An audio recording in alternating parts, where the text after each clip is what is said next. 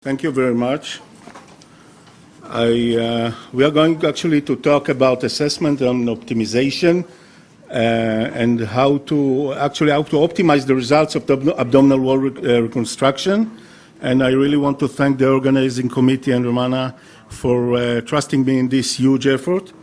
We'll start right away because we have actually the risk factors for abdominal wall reconstruction.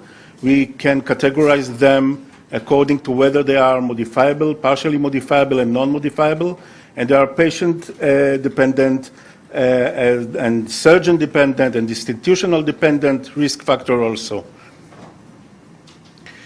This is a short list of patient-dependent risk factors. Let's address them one by one. Obviously, age and gender are in most cases are non-modifiable. This is a short reminder of what ASA score 3 and 4. What is it? No need to remind you of the definitions. Yet you wouldn't like to do an abdominal wall reconstruction on an ASA 4, a patient with severe systemic disease that is in constant threat of life. Sometimes the most and important and difficult decision is when not to operate. The collagen composition is of great importance for tissue integrity, for resistance to tensile strength, and also for sufficient tissue remodeling after tissue injury. A decreased ratio of type 1 to 3 collagen is reported for inguinal, incisional, and especially for recurrent hernias, and could explain high recurrence rates. Disturbed collagen expression may also be the result of exogenous factors like smoking and vitamin C deficiency. Moreover, it might be anticipated from diseases that are gradually appear late in life, like atherosclerosis and hypertension. Family history may also be considered as criterion for identifying of risk for recurrence. Smoking is a known risk factor, and among so many other things, it decreases oxygen delivery and utilization, and as said already, interfere with collagen deposition. Smoking predisposes to surgical site infections, delayed wound healing, and skin necrosis in patients undergoing abdominal wall reconstruction. So smokers should cease smoking for an adequate amount of time preoperatively. It is possible to objectively evaluate smoking cessation. Evidence of continued nicotine use is considered a relative yet strong contraindication for elective surgery. The respiratory status, it is partially modifiable. The reduction of post-operative pulmonary complication can be achieved by smoking cessation for a period of 4 to 6 weeks, by volume-based respiratory devices that are reported to have the best results, and by pharmacotherapy, that means beta-2 agonist, inhaled and systemic corticosteroids. Uncontrolled diabetes mellitus is a strong prognostic factor for failure. It is modifiable and should be fully controlled. There's nothing else to say about it. Nutritional status.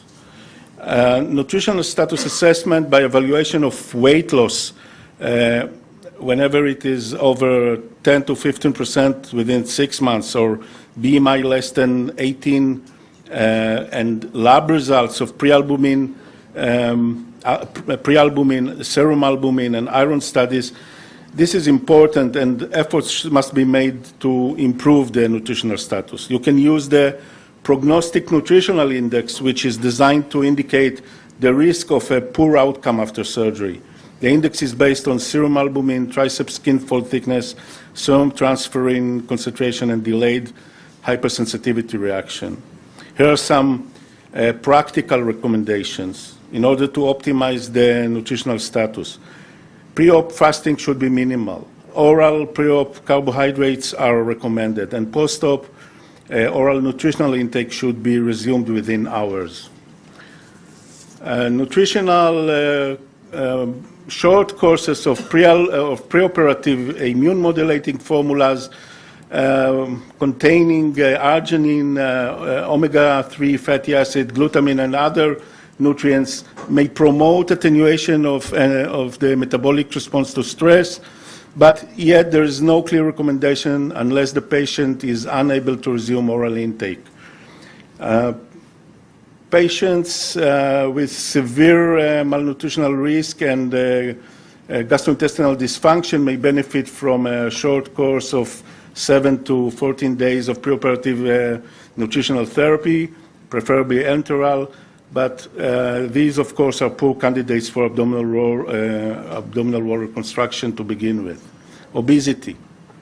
Obesity is an independent risk factor for nosocomial infections and abscess formation.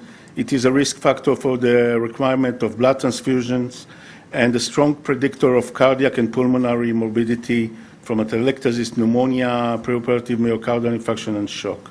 Yet it is, there's no consensus.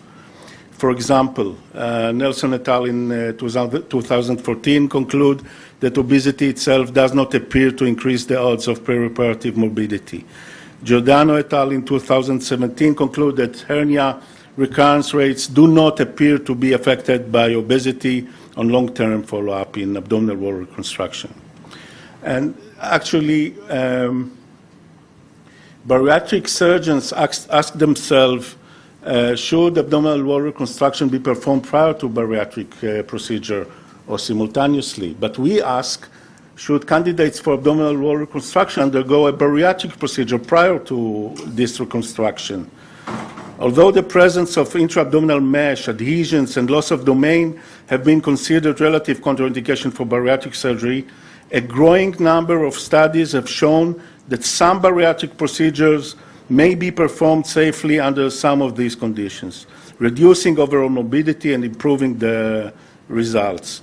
Among them, you can find both these studies, but I won't elaborate on this. I can give you the details later if you want. It is fair to say that both questions do not have a definite answer yet.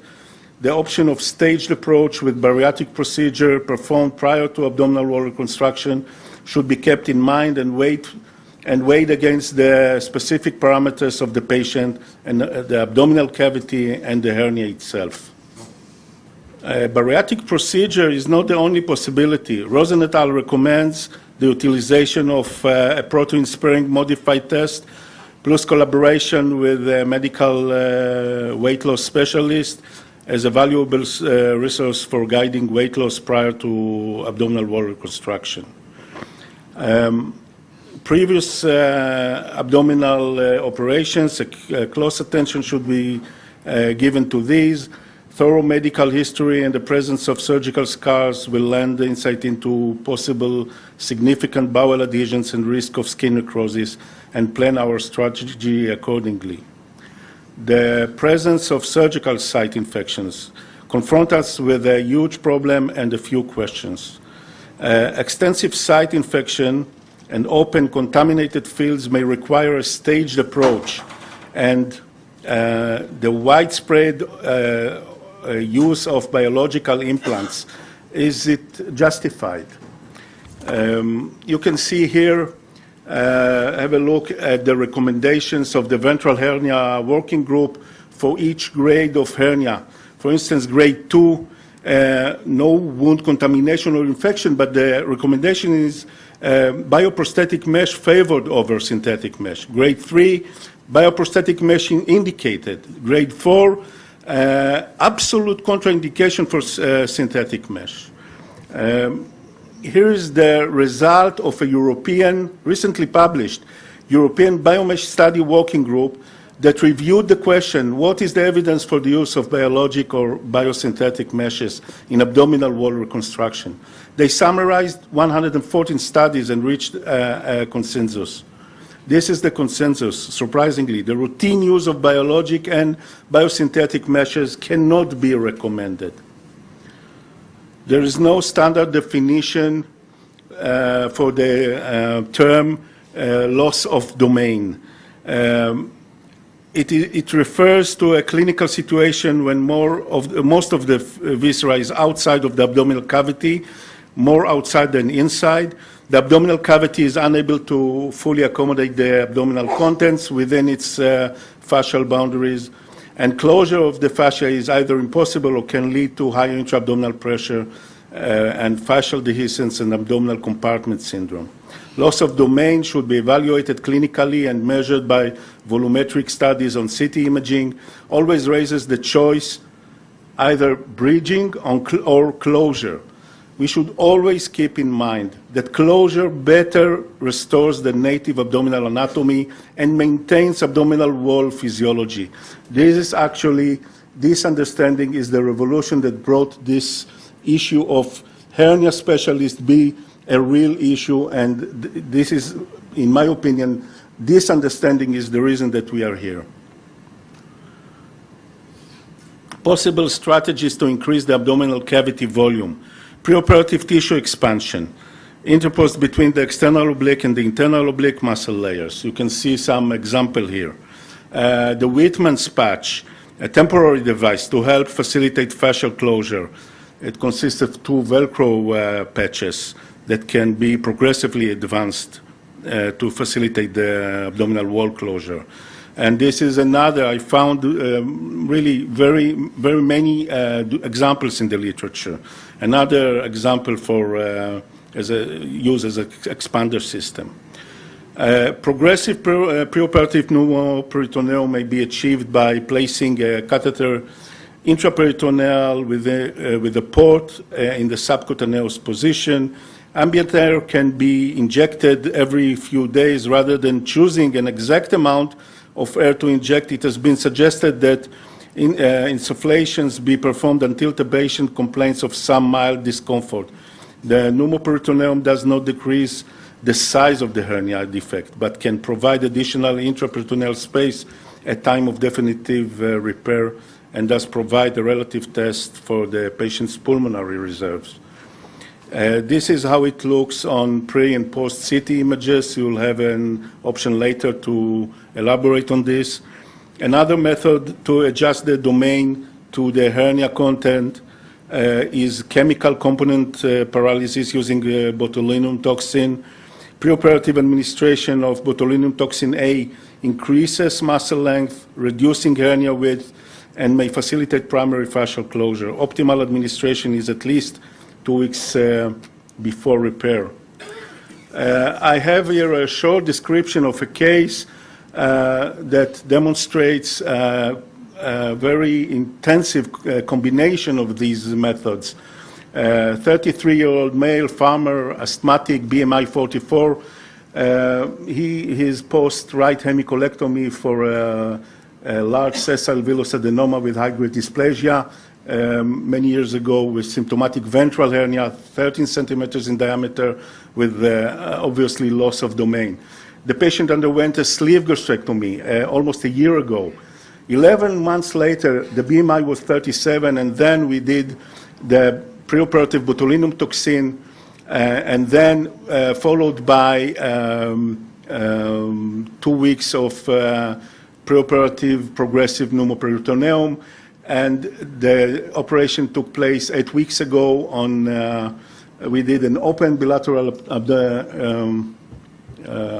anterior component separation, and the posterior rectus sheath was closed.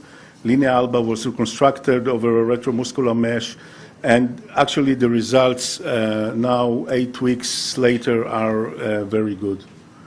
Just an example. Dealing with loss of domain further requires preparing for a period of post-operative mechanical ventilation, measure and control the intra-abdominal pressure and its outcome, and obviously an ICU setup. Pain control is of utmost importance. We should use intraoperative insertion of epidural catheter, local anesthetic infusion catheters, or the preferred use of non-narcotic pain control. It is very important actually to remember this slide is, in my opinion, of utmost importance. Not only, this is the last slide, not only patient-related risk factors exist, there are also surgeon-related risk factors, as you know. If there is no perfect knowledge of anatomy, If there's no persistent patients, this kind of operations, you need to allocate enough time to do it. If you're impatient, the patient the results will be poor. And you need to be experienced with these procedures. You need to be over the learning curve. And there are obviously institutional related risk factors. The basic requirements, and this is, it sounds as if it is self-evident, but it is not the case in many places. Fully equipped ICU unit, adequate infection control strategy and routines, preferably a dedicated multidisciplinary team. That's the way to go. Thank you very much. These are some slides of the landscapes from my country. Don't go anywhere. Thank you, sir, for finishing in time. We have 3 minutes for question and answer before we move on to the next talk. Over to chairperson, please. That was great, and that raised so many more questions in my mind than it answered, which I think is the point of that entire talk, right? You know, every one of your slides could have been an entire talk in and of itself. If you had to pick, and maybe I'll ask this of you and also the rest of the chairpersons here, if you had to pick one risk factor that the patient had to fix before surgery, and only one, which one would you fix? I would try to enlarge the peritoneal cavity to deal with the loss of domain, just in order to enable us to close instead of breach. Okay. Breaching the defect doesn't bring good results in terms of the abdominal wall physiology. Abdominal wall physiology is of utmost importance for respiratory considerations, for stability of the spine, for gastrointestinal function. And so this is the most important issue, in my opinion. If I had to show one slide, it would be the slide of close or breach. John, Hugh, if you had to pick one risk factor to fix ahead of time, what would you fix? I think that fixing the glucose is probably the most important factor of all. It is absolutely controllable. Many people have A1C out of control, and I think glucose management is vital. That'd be my pick as well, but I would cheat and get there by fixing the BMI and the glucose at the same time. But I would pick glucose as well. That'd be my number one. Hugh? Yeah, I think that's a very difficult question because... That's why I asked it. I think one thing's not going to change it. I think I agree with the diabetes, but smoking and the obesity, I mean, yeah, I'm going to hedge my bet. Charu, Augustine, what do you guys pick? Yeah, I mean, I see this in trauma, but I think one of the biggest risk factors is the smoking. And I know you do nicotine levels pre-op, so do we do, and maybe you should elaborate a little bit on that. So with just 1 minute, I'll basically say that for all my complex reconstructions, I mandate smoking cessation. We test nicotine every time I see the patient, from the time we book them to the time we do it, every time they come in. And if it's positive and they've told us they've quit, we actually kick them out of the program for 6 months. So we're pretty strict about it. Some people say, aren't they just going to go somewhere else and get it fixed? And the answer is, okay, that's fine. If they want to go somewhere else, they can. I mean, I'm not in private practice, so it's really no sweat off my back. But I warn them, if they have a complication, they can't come back to me for management of their complication. So. How do you do nicotine levels for everybody? In the clinic, it's a send-out lab. It's blood. On the day of surgery, it's a nicotine dip in the pre-op holding area. It's point-of-care testing. One thing that I have done is stopped operating in people with a BMI greater than 40. I don't think this applies in India so much, but certainly in North America it is. I will send people home to lose weight with a BMI greater than 40. Thank you very much. Appreciate it. Yep, great.